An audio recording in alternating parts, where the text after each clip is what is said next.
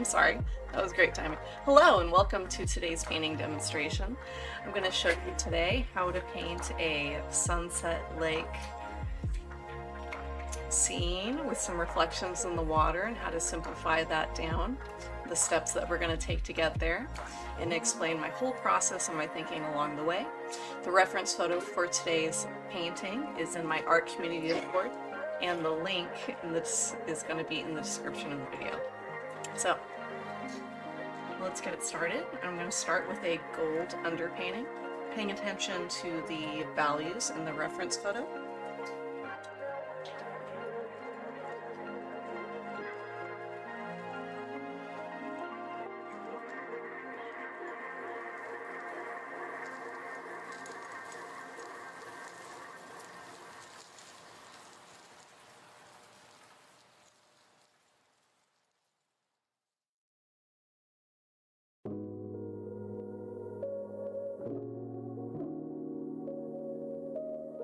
So I'm going to be painting in the dark values first, and you'll notice that I have just the land masses drawn in, and then also the position of the trunks, but not the actual tree foliage. That's because I just want to be free to make decisions with my brush as I'm painting, and those silhouettes are going to be coming in almost as a last step. So they'll be going on top of all of the sky colors.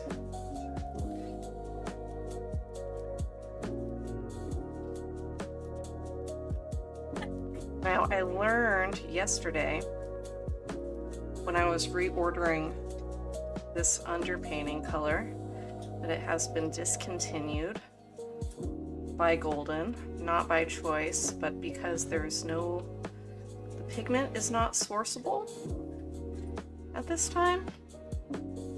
I was like, oh great. So anyway, I am going to try to replace it with a nickel Ozo yellow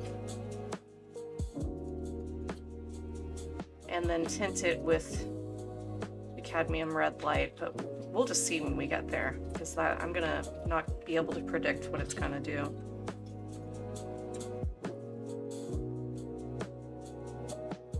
Don't believe that's ever happened to me, or they've discontinued a paint. I don't anticipate that happening with any of the other pigments that I use, so.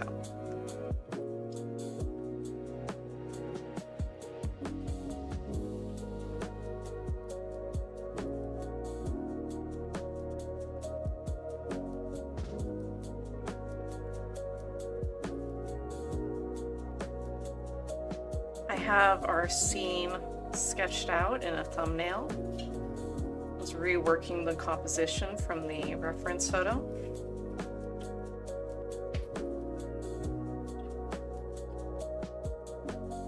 Just bringing more attention to our focal point, which will be the sunlight coming from behind the trees.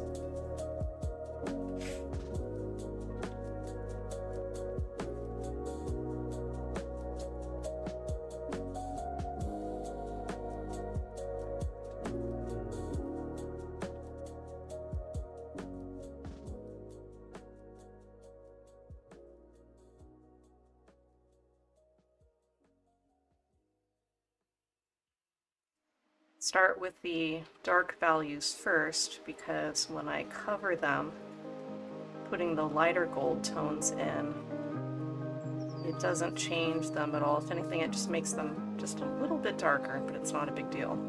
If I were to try to go the other way, it would be a much different story.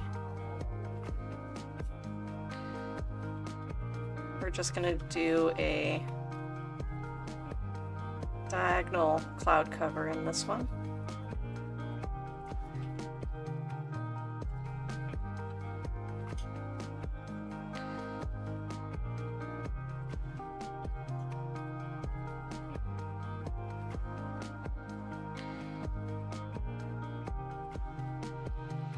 Now the lightest value, I'm just going to barely cover everything.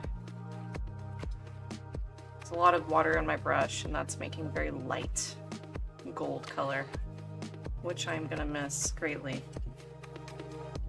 All right, that's our underpainting. Everything's completely covered up. I'm going to put this brush aside. I don't believe I'm going to be using it again. I'm going to switch over to the smaller filbert brush.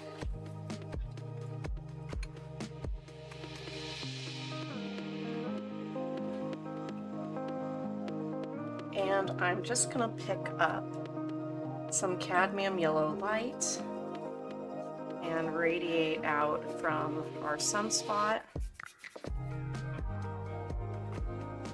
along those clouds. I'm really dry brush dragging the yellow across these sky shapes.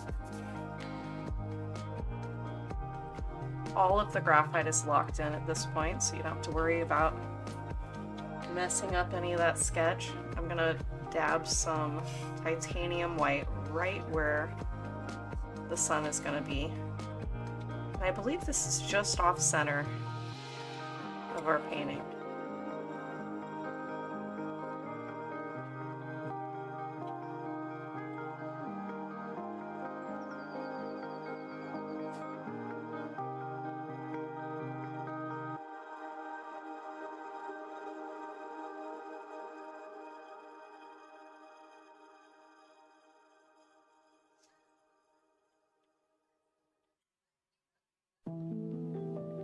The colors in the reference photo are really kind of different. They're ethereal.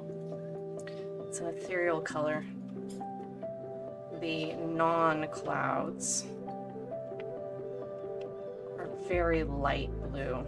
This would be the darkest color right here, and that's pretty light. I'm gonna start with that, the furthest away.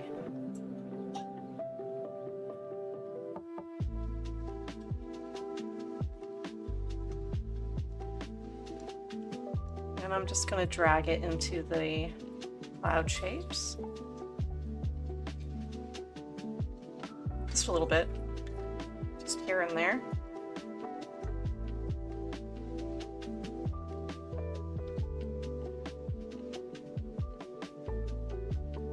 Now I'm going to pick up some white and go along the sun edge of the clouds.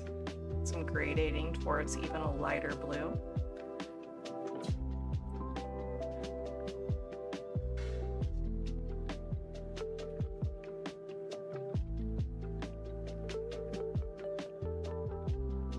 And that's what's going in this big space here.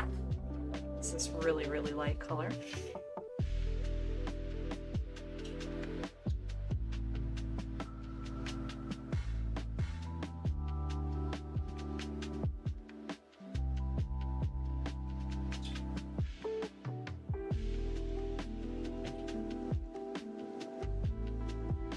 Mixing titanium white with cadmium yellow, and I'm going to do the horizon line.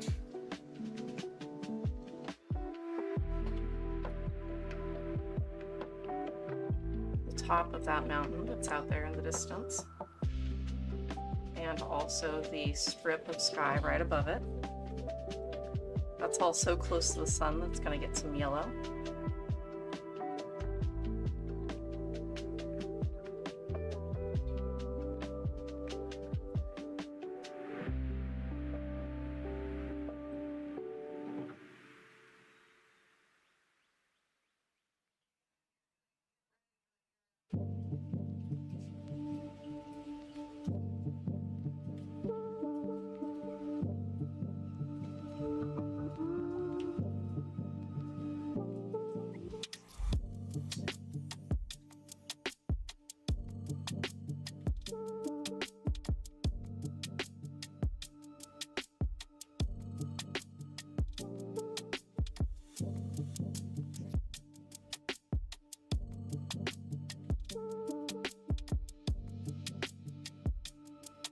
Alright, now for the clouds. I'm going to mix some color for this, and it's going to include some kind of medium grays, some blue, and some more towards orange. Taking ultramarine blue and some cerulean blue, I'm going to drag it out into the middle here. Titanium white up the top here. little magenta down at the bottom, and then some of our gold.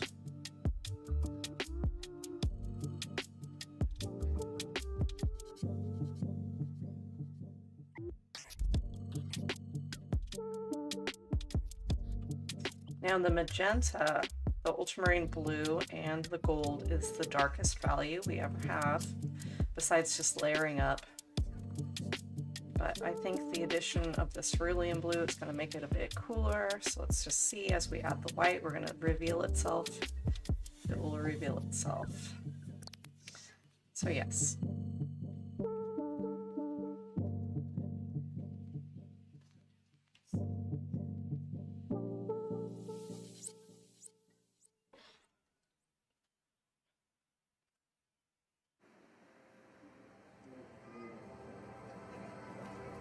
So that is about right. I'm gonna leave a little pile there, and then on the side I'm gonna mix a more blue version.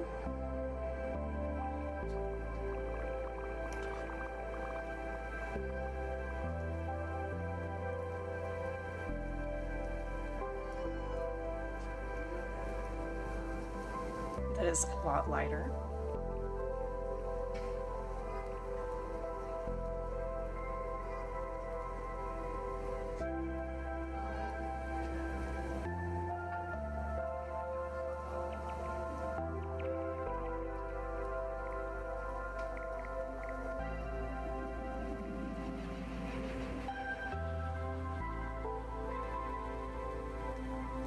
I'm going to warm that up a little bit, but I'm doing it with cadmium red instead of the magenta because I want it to be more gray than an intense blue purple, which I'm going to make a different color to get a little bit more purple.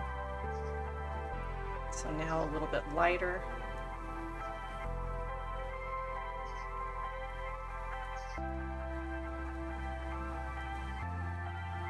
That's looking good. And now on the edge, a nice real light gray. And we'll just be fringing some clouds with this color. Okay.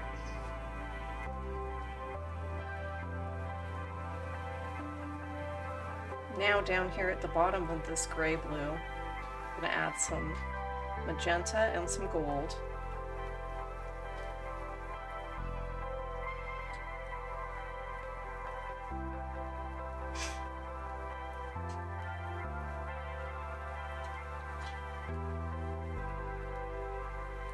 This is looking like a burgundy color right now.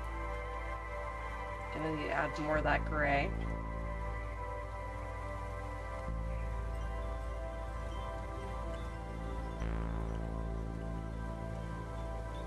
And that's about right, but it's a little bit dark. So now I'm bringing it up with some titanium white.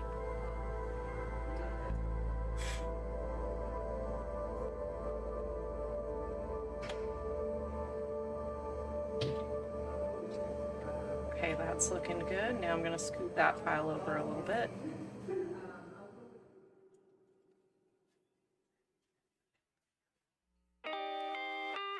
Gold and titanium white. I'm just going to have that available right here.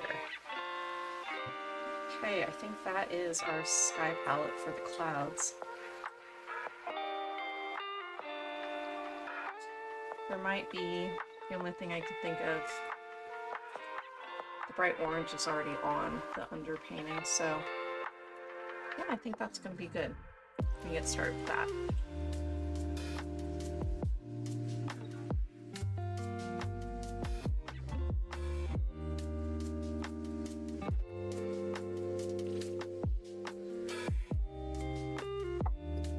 I'm going to grab that filbert again, the little one.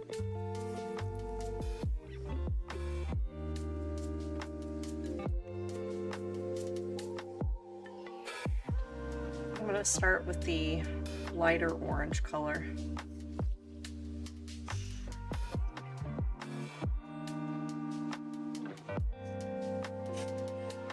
I'm putting a bright orange right on the side of that gold gray.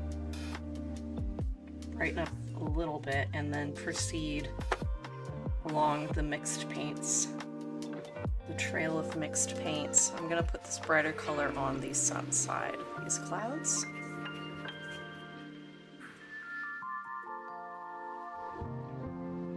I have a little bit much paint on my brush right now.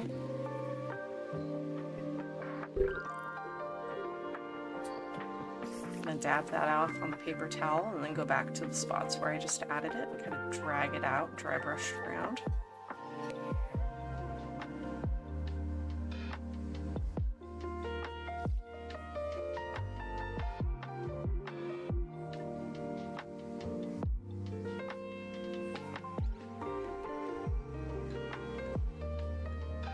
This mass here is way too dark to be that close to the sun, so I'm going to lighten that up with some yellow.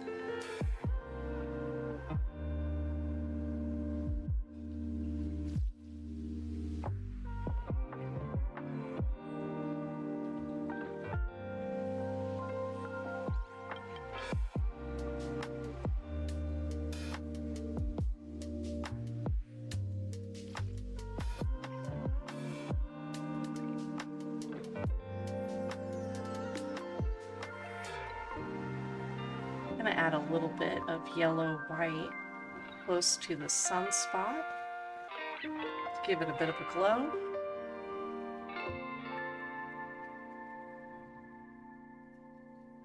I feel like I got a little bit close to it with those dark clouds. I suppose that could happen. That could be a thing. But I didn't like the look of it. These are all decisions that you get to make for yourself, for your own painting. Oop.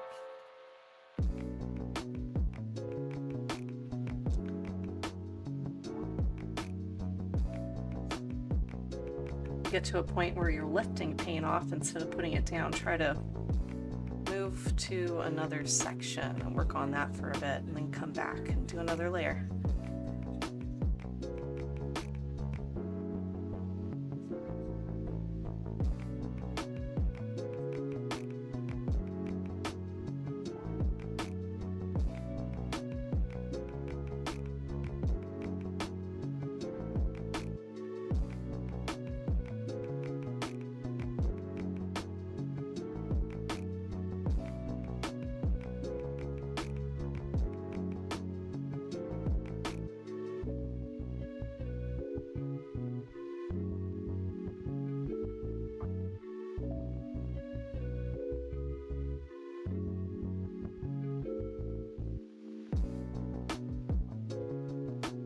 Up some of that purple color, but I'm trying not to pick up too much. I want there to be a gradient from the orange to more of that purple.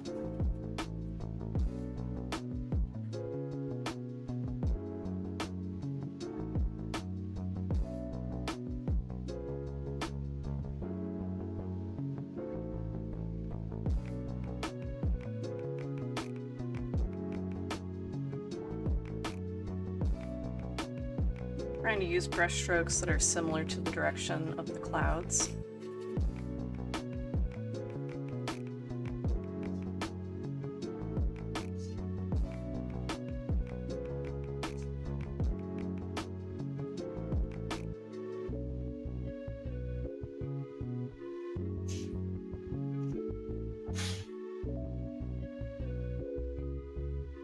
The blue clouds are going to be the closest to the edge, and then the highest edge also.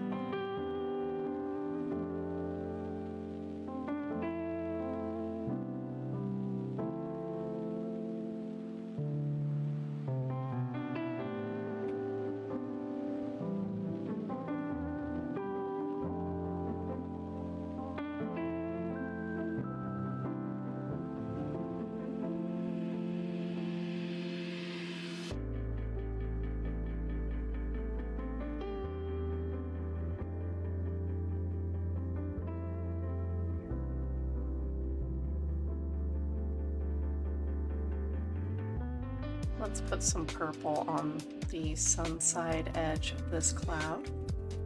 Then it will gradate back to blue.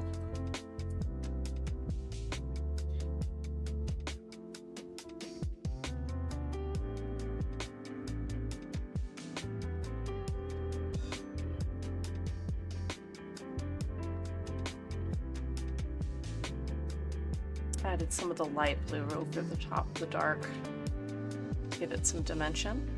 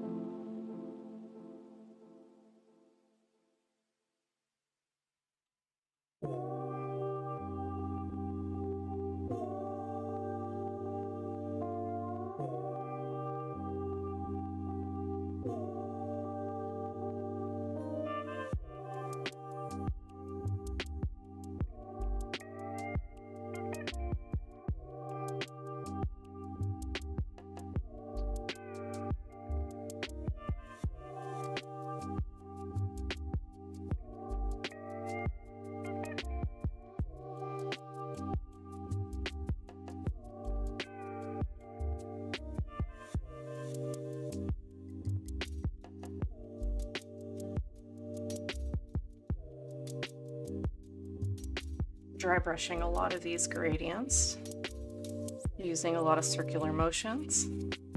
I'm trying to go along with these shapes of the clouds that are in that diagonal shape.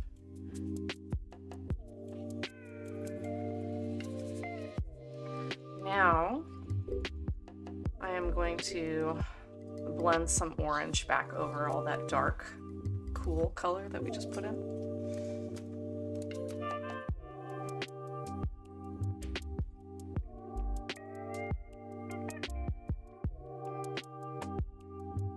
I added some orange and yellow to our gold and white blend here. This is going to be pretty transparent, so I'm just going to drag it over. Try to pay attention, put a little bit more of it on the sun side of the clouds.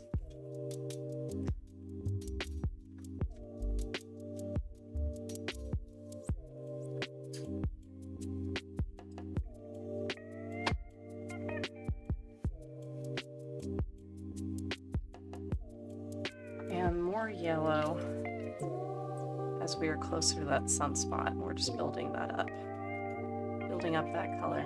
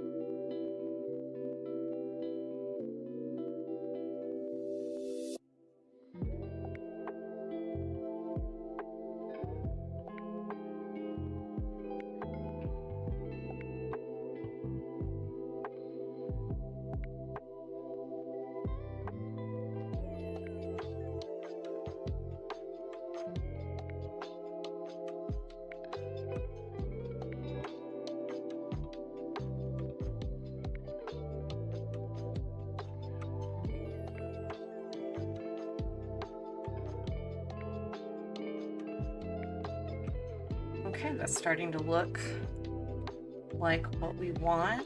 Just gonna a little bit more yellow on the bottom here.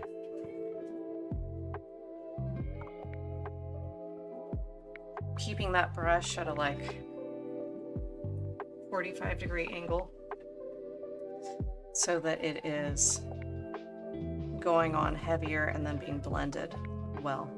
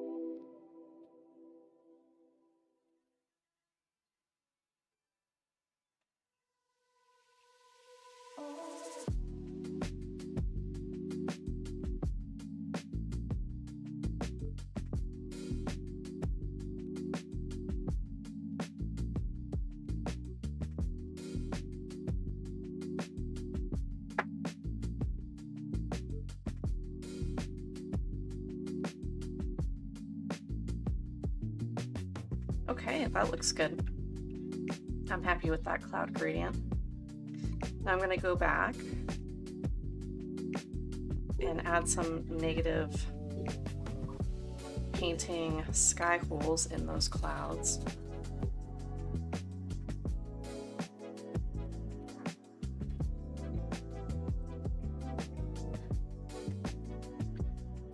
I'm going to set that filbert brush aside. I don't believe we'll be using it any further. I'm going to pick up a number 2 point brush and that really, really light blue color.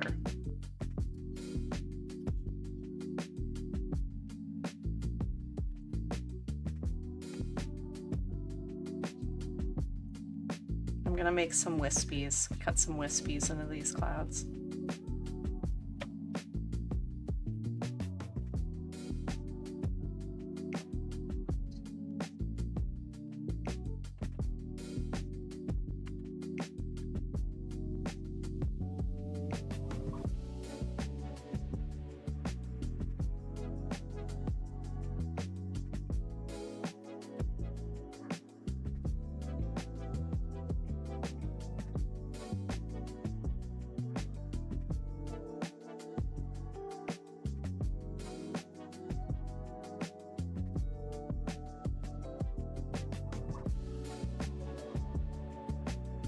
Going to make sure there aren't any repeating shapes, and I'm going to be changing the angles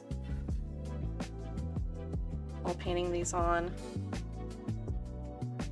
and focusing around the edges.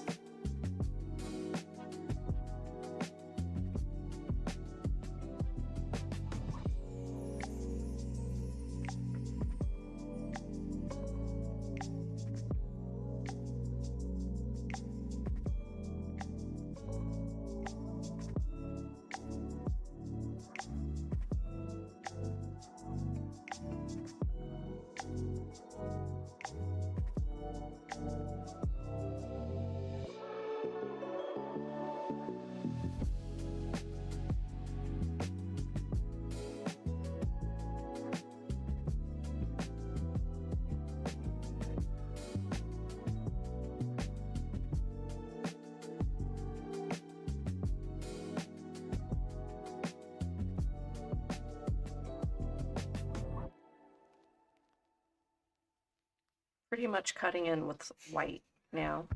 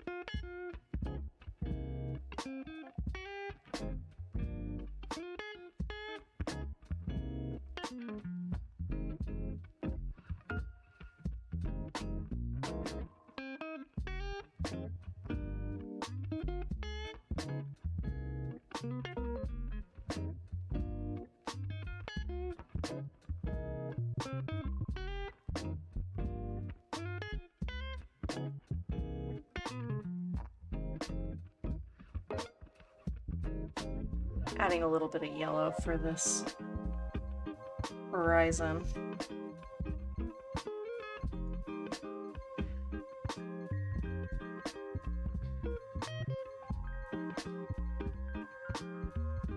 The horizon right underneath the sun's gonna get more yellow. Although the white radiating out from the middle, that looks nice.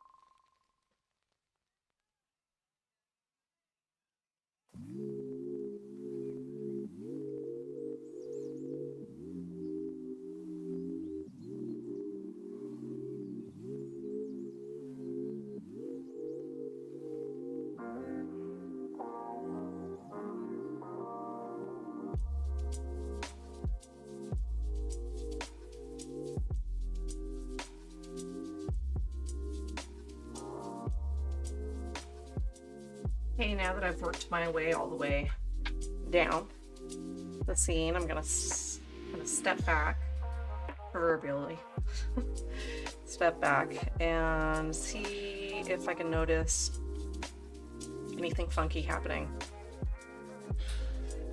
If you need to add another layer of paint to something, this would be a good time to do it. Adding lead lines towards the sun, that's not a bad idea at all. That can definitely add to a more dynamic feeling sunset that's kind of exploding out from the sun. Looks quite nice. Also, you can fix any repeating shapes that you see right now.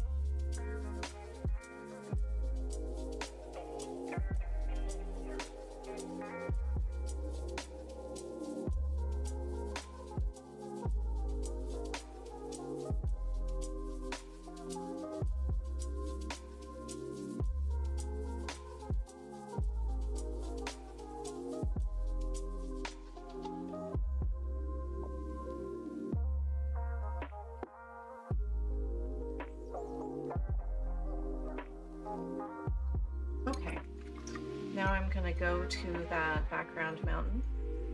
It's going to be definitely warmed by the sun. We're going to use that purple color that we used in the sky here in combination with the orange. The orange is going to start closer to the sun side. I need to mix a little bit more of that, so here goes the gold, a touch of magenta, and some white. Very close to what's already happening in the underpainting, but I'm going to paint up to the horizon line and then come down I'm going to pick up that purple, a little bit of that purple, and blend it back into the orange I just put down.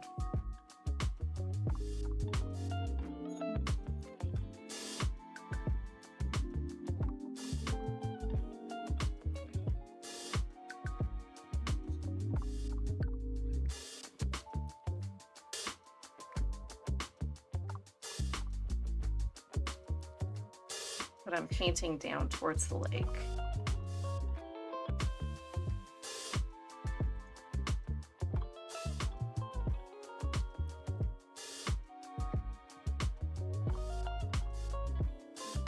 Until it's solid purple all the way out to the edge.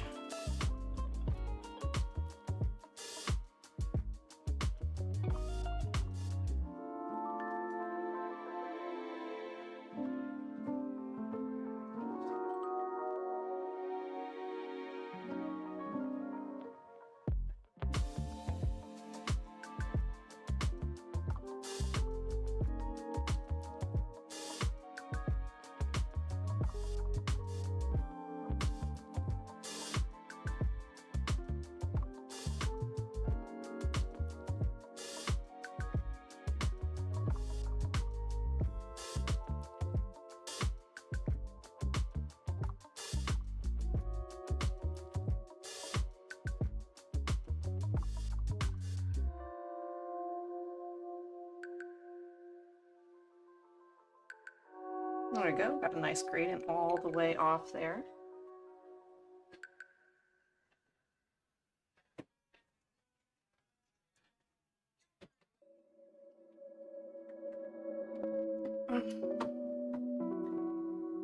I am gonna put down this point brush for a bit. I'm gonna pick up our 1/4 inch flat, or whatever small flat you have for this. Flats that work the best for these techniques are going to be watercolor to acrylic as far as bristle flexibility. Okay, so that gold color, lighter than the hill, it's going to be on the water, on that little piece of water. Goes back behind our main body of land. And I'm going to use horizontal brush strokes to paint this in. Lots of little zigzags.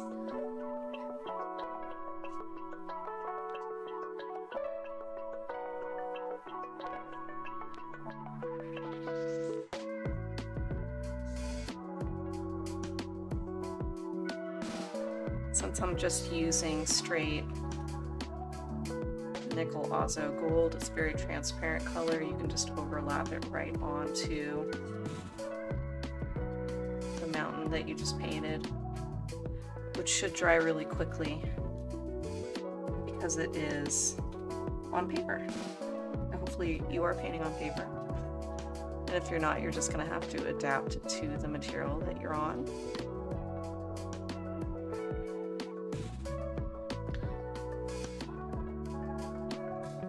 I'm going to blend a little bit of that purple color and use a bunch of little horizontal brush strokes.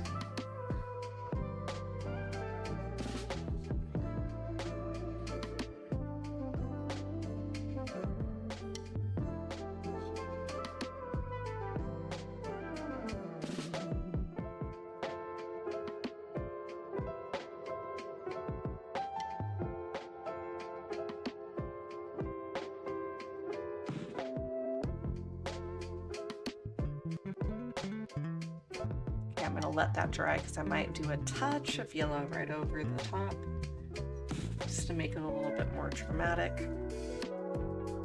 This is going to be the reflection of the sunset that we just painted in there. You just got to make sure you represent all of the colors that you put in the sky. So if I start, it doesn't have to be exact, if I start about here and add that yellow white,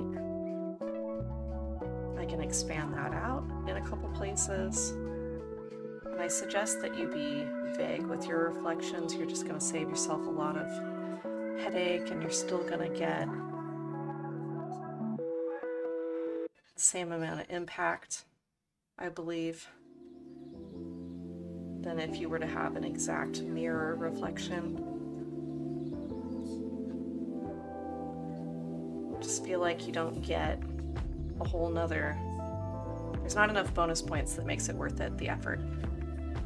And of course there's also perspective shift, so there's the angle involved. So it's not going to be exactly what you see on the top half anyway. It's going to be a little bit different.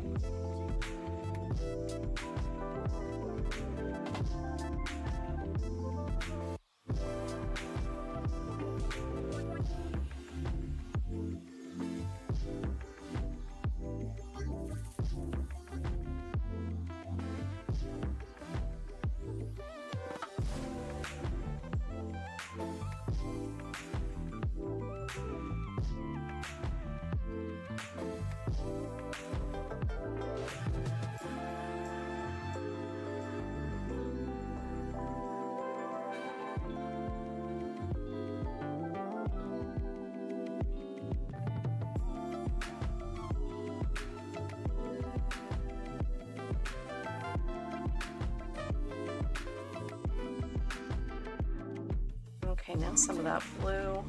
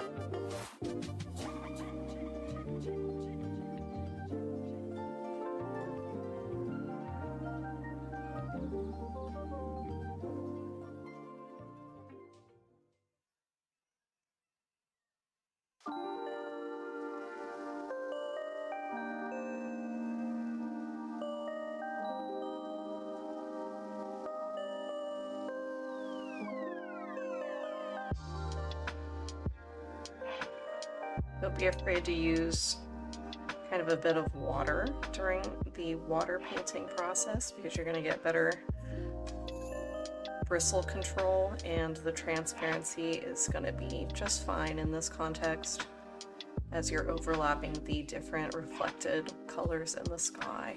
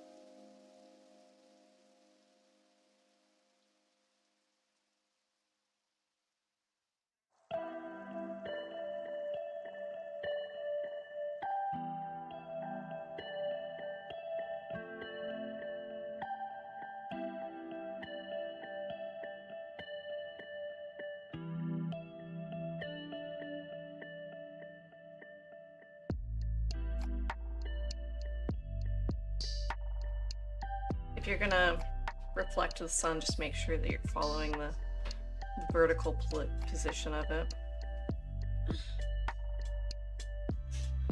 I believe it would be probably, actually, now that I'm really looking at it, it would be like over here.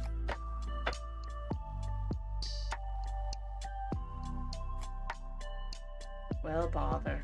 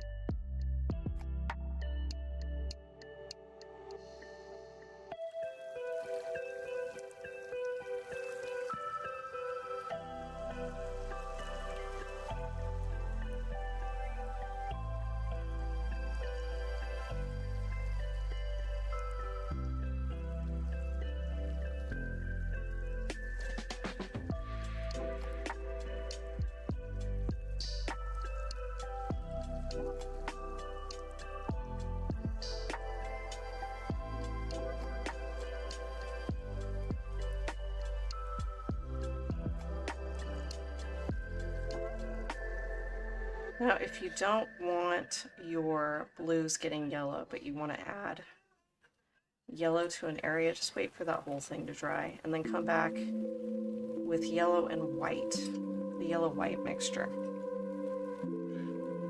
and then paint over that. Okay, great. So now the shadowed foreground island.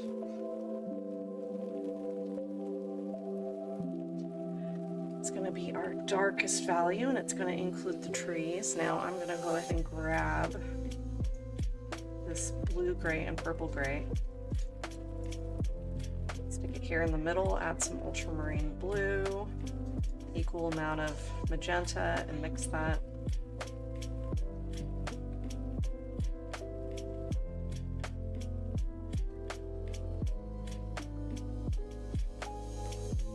See a nice rich purple, and then you'll add gold until that becomes a dark gray.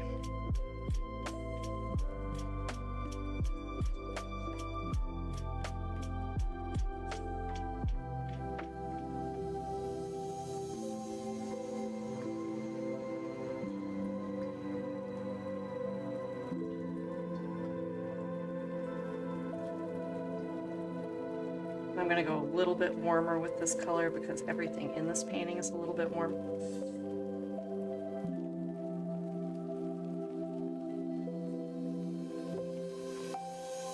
You can test this color by making a tint and adding a little bit of white to the corner of it,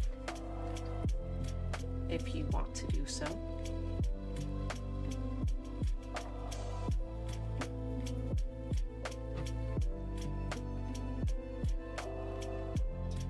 It's still on the cooler side, so I'm going to add a little bit more magenta. You could just add red.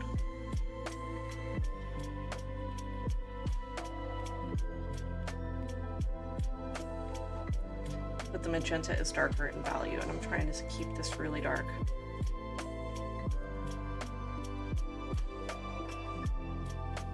I also want to keep in mind to mix enough.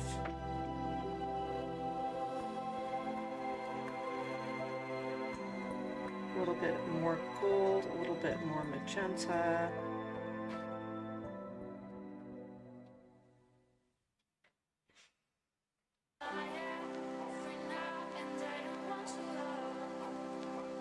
And I think that's about where we want it right there.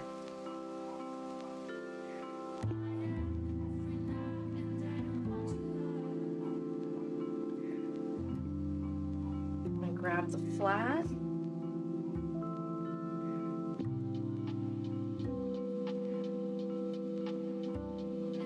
Just block that in. But I'm gonna save the sun side edge.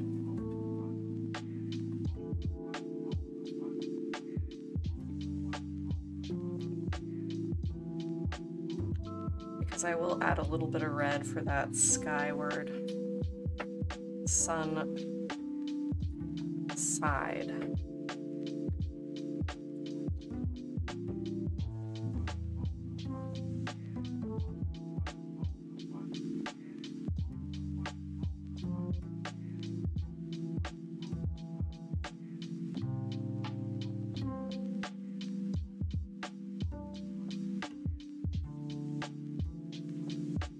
Okay, a little bit of cadmium red,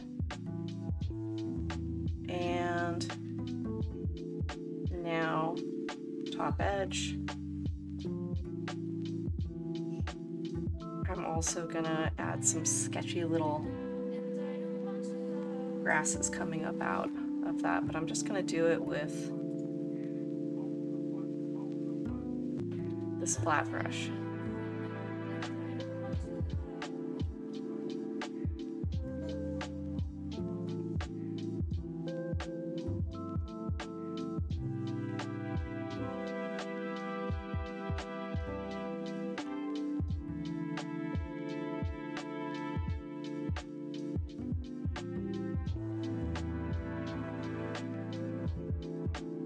I'm also going to get those little rocks.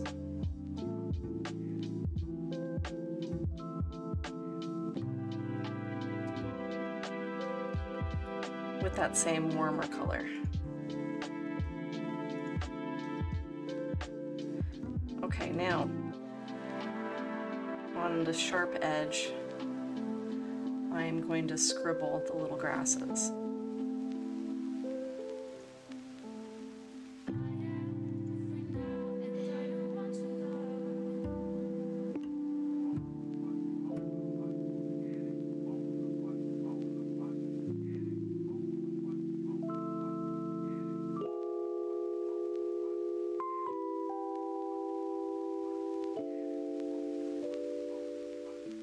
I didn't add them everywhere, just here and there. Just to add some texture and so that the landmass is not so barren.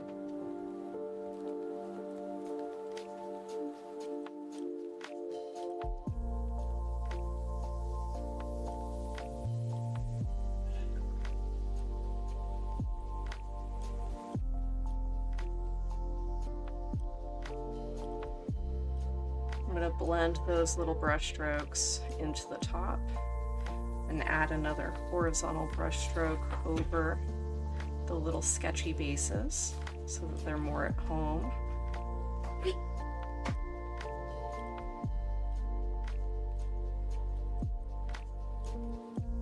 Okay, great. Now, add a good amount of water to the brush.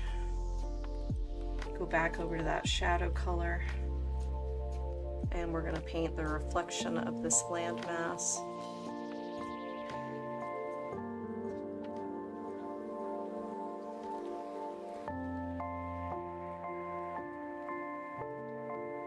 The edge of this brush.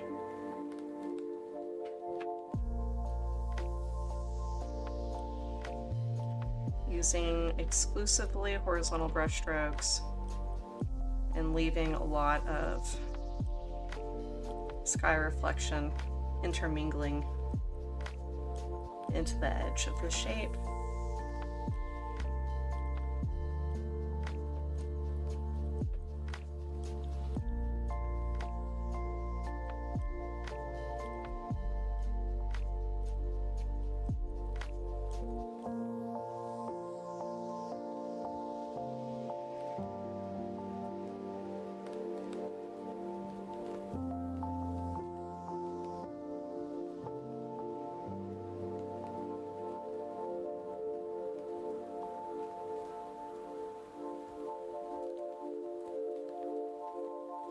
And then I'm going to leave just the tiniest hairline where you can distinguish the edge of the landmass in the water.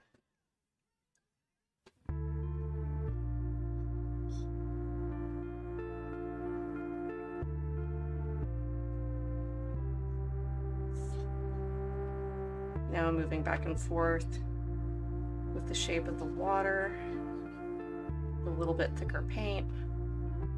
That's going to give us some more dimension. And the darkest, thickest brush strokes are going to be dragged right off the side of the painting, making sure there's no like really hard lines going straight off.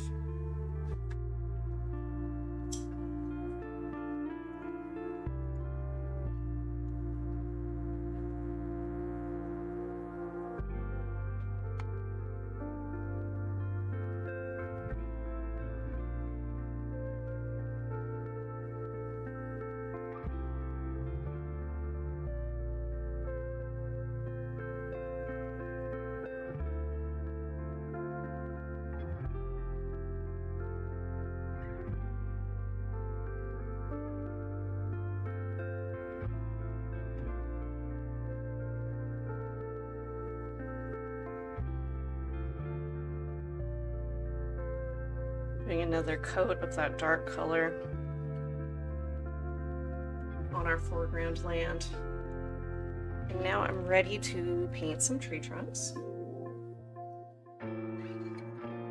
You can switch to your script brush now if you would like to, or you can stay with your flat, depending on the style of tree that you want to paint. Now I kind of lost where I penciled the trunks a little bit. Not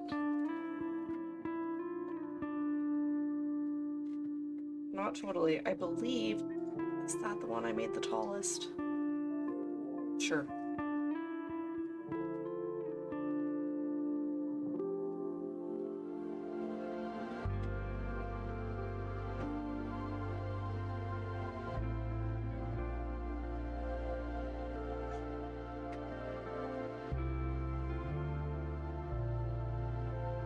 Make sure to make your trunks thicker at the bottom.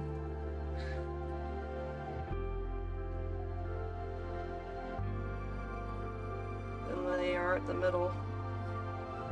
And thicker in the middle than they are at the top.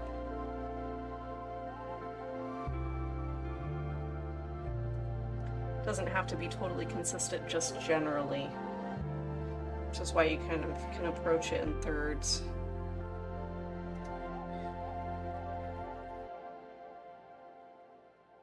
And you do run into some funky trees out there, so.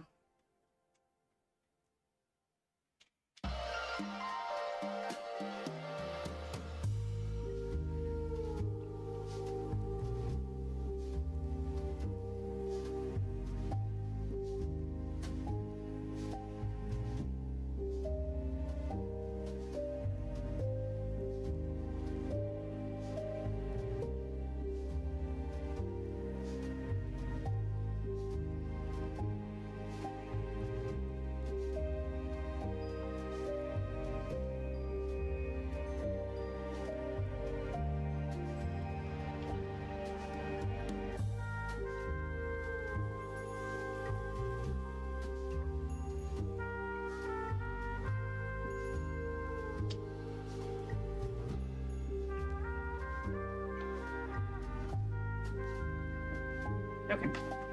And just make sure that the base of the trees where they hit your landmass are not this weird brush stroke that sticks out too much. You just blend those in at an angle to get them to sit well. Now this tree goes right in front of the sun, so I'm going to warm it up a bit. So cadmium red. This one goes all the way up here.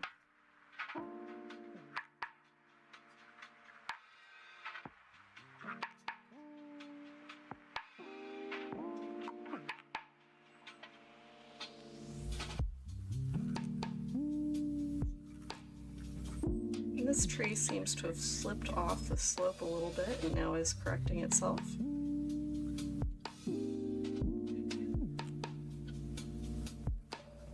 Okay.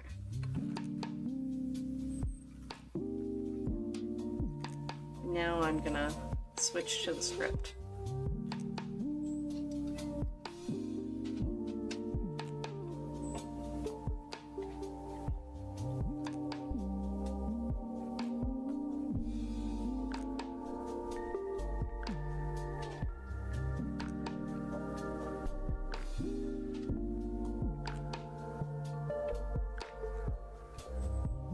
Make sure there's enough water in your paint so that it's easily workable by the brush that you choose for your trees. You can use a flat if you wanted to in this step. You could use a script if you wanted more delicate, more open branches without painting too many negative shapes. You could use a point brush for some more bushy trees. Bushy. Anyway, there's a lot of different looks that will work just fine in this context, especially since they're silhouettes too. I will do a tree workshop, all the different kinds of trees that you can get with each shape of brush.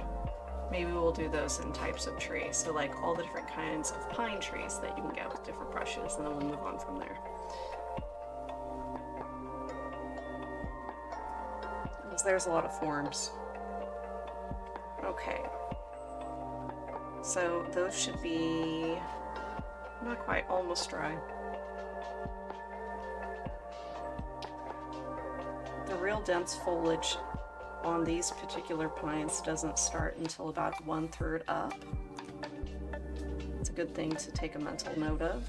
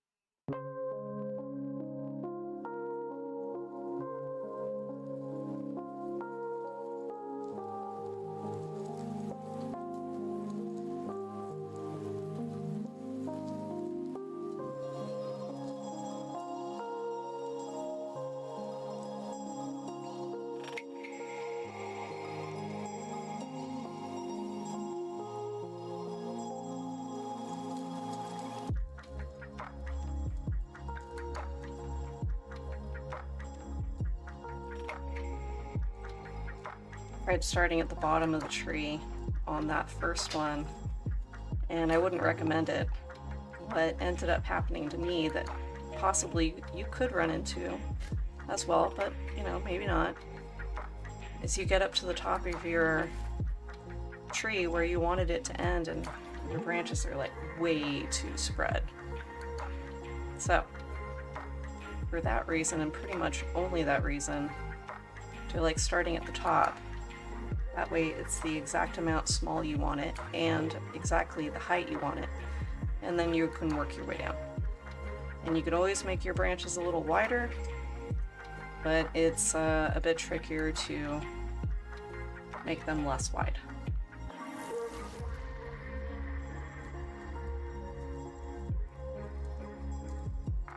I'm making sure there's quite a bit of bird holes in the trees.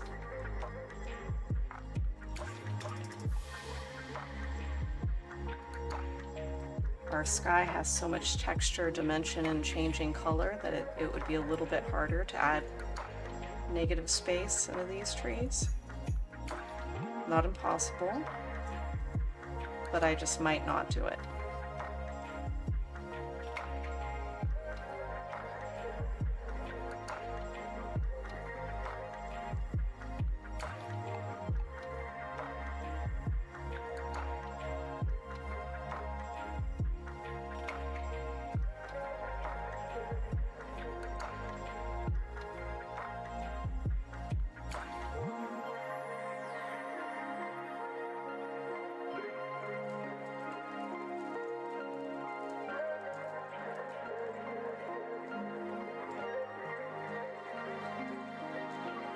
I like my tree tips to not be exactly symmetrical.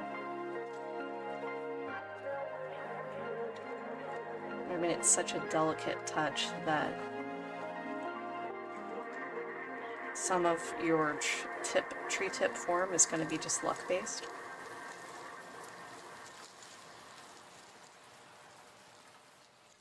But it really does dictate the personality of the tree. It's like its, you know, head.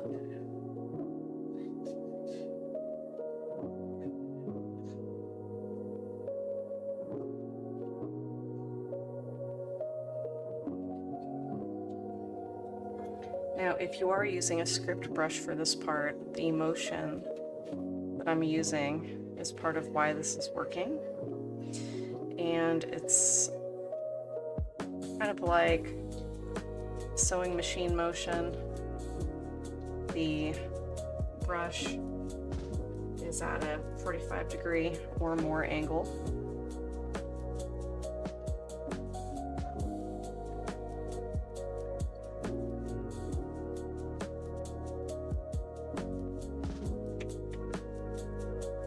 And I'm making back and forth motions, not just approaching it from one, not just pulling paint, pulling and pushing paint.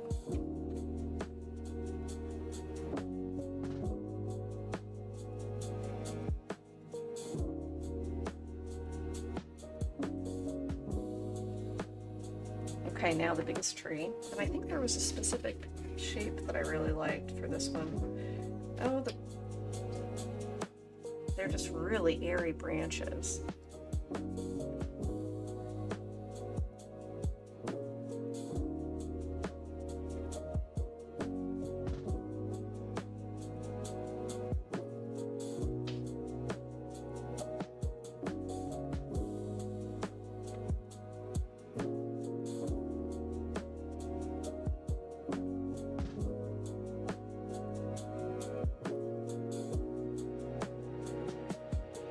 Just make sure most of your foliage connects to some sort of neighboring branch.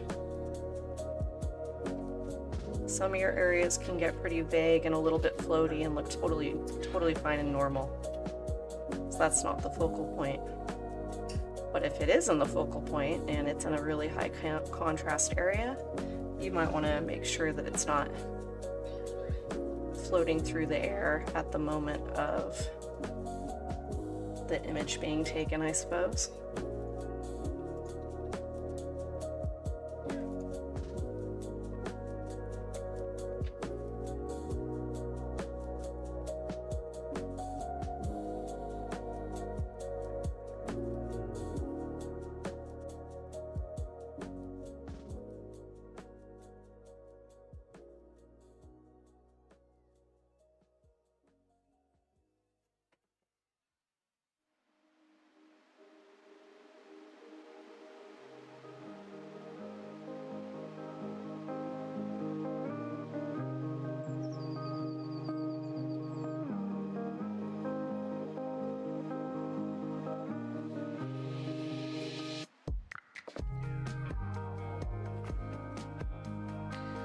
Those little branches, just sharpen up your brush.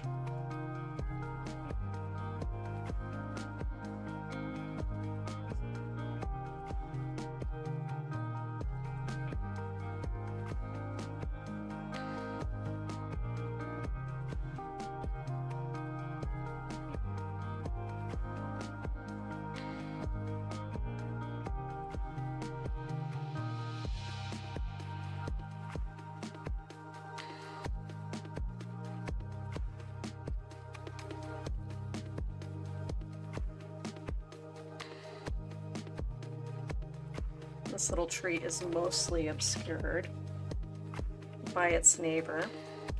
I'm mostly going to focus on making it look as if it is extending the foliage out in this open area.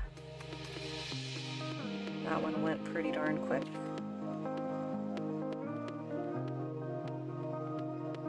I'm not going to make it too much thicker there. I like the ratio of bird holes to foliage areas. I feel like it looks like there's foliage in front of the tree, not just out to the sides of the tree, although that is a trap that we all fall into, and that's fine. You can always add air back in. You need areas for the little birds to fly through, otherwise they're gonna get stuck. Nobody wants that. Okay, so a tree that is in front of the sun, get that cadmium red over to that shadow color. Is that enough? Is it enough? A little bit more.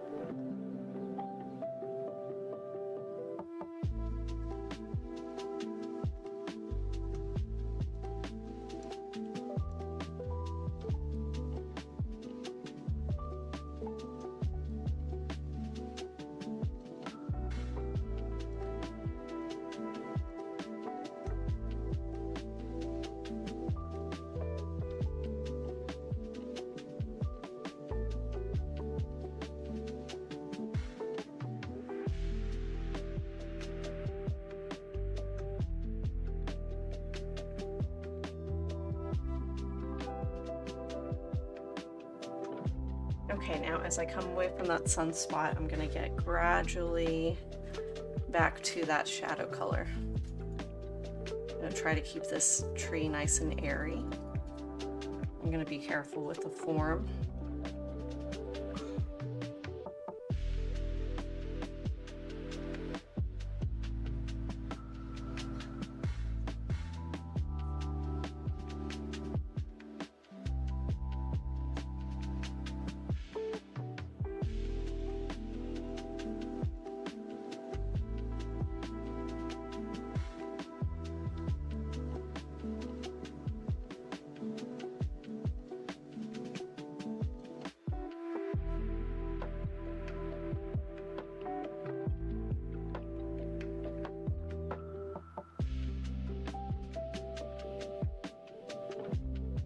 Make sure that the trunk color is matching the foliage color as you're coming down the tree. You can touch that up as well.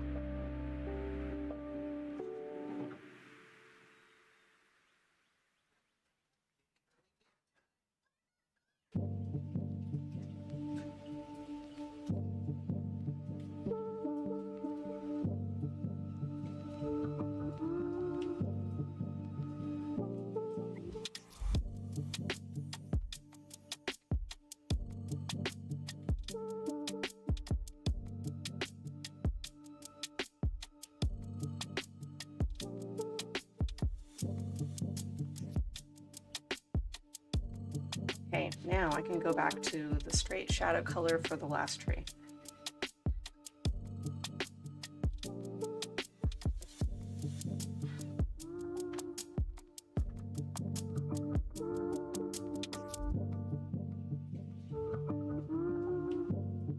Nice and airy and upward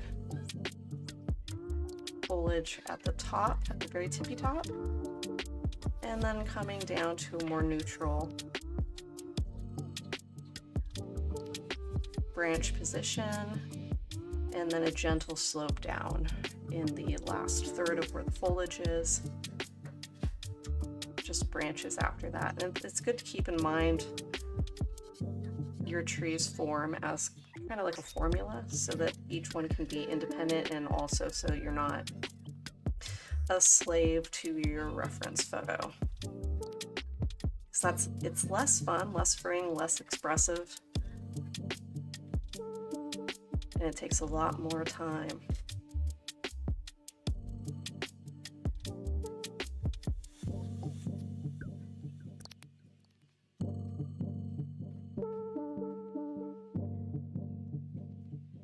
Thinking more and more the label of this video is going to need to be tips for tree tips. Tree tip tips? Oh, I don't know about that. Oh, love these little.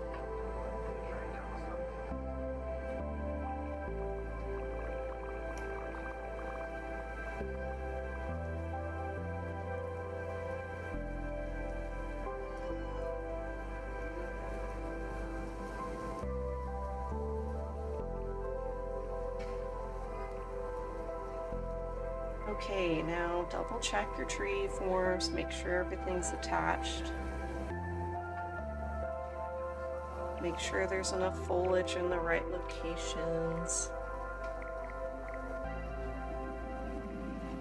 Enough foliage in front of the tree. If you really need to, you can cut some negative space in. I feel pretty happy with the amount of negative space showing through these trees. If any, they're very airy, which I'm happy with. I'm going to take quite a bit of water and go into our shadow color, and I'm just going to break up this line, or water line. I'll darken it down a bit. It'll still be visible.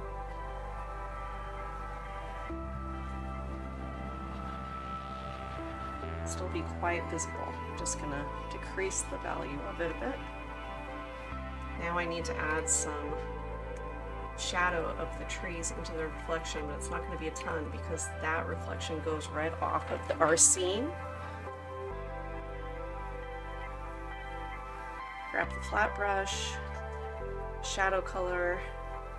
You're going to need to use the small tip and just be vague.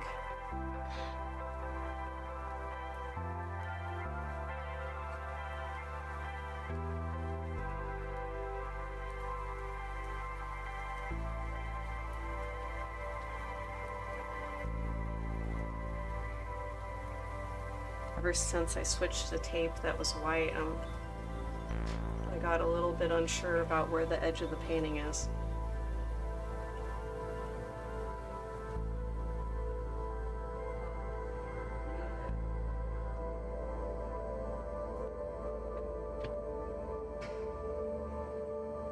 I honestly think that painting reflections like this is a lot more fun, a lot more freeing and fun.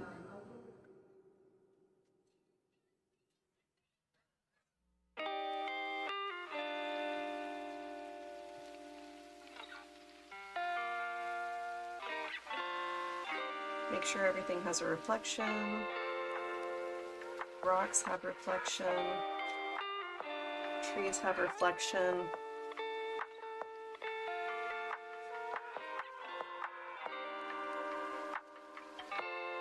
I'm gonna darken that down one more go and see what we get.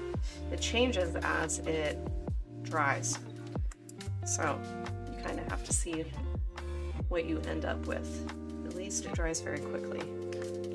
I'm gonna add a tiny amount of separation between that rock and the water.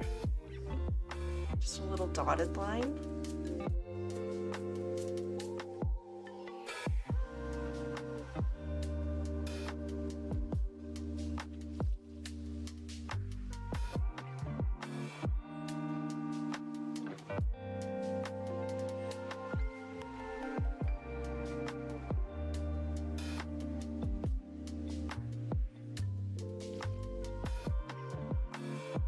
in a little bit of yellow, white yellow. I'm using clean water for this because it's light color. Sharpen the edge of my script brush real sharp. And I'm just gonna daintily add some brighter water lines out there in the distance. They're tiny, they're dainty, they're a little bit subtle. Make sure they're not all the same length.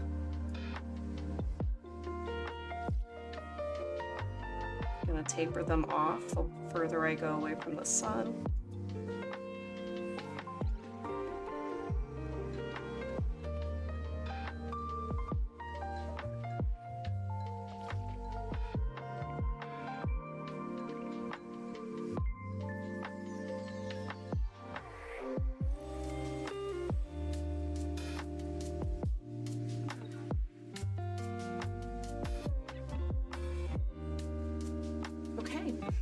I feel like we're done.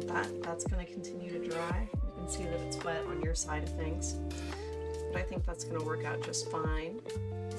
Everything's where we want it to be. The focal point is here. Lots and lots of lead lines. Darker around the edges of the scene, all leading you up through these magical little dappled colors, which is nice. So I hope that you have an easier time doing sunset clouds with this negative painting technique, doing the gradient first and then cutting into it. It seems to be a much faster process, if not easier too. So hope you enjoyed that and all the script brush tree forms, and I look forward to making that pine tree instructional video in the not too distant future. So I hope you enjoyed this painting process video, and until next time, happy painting.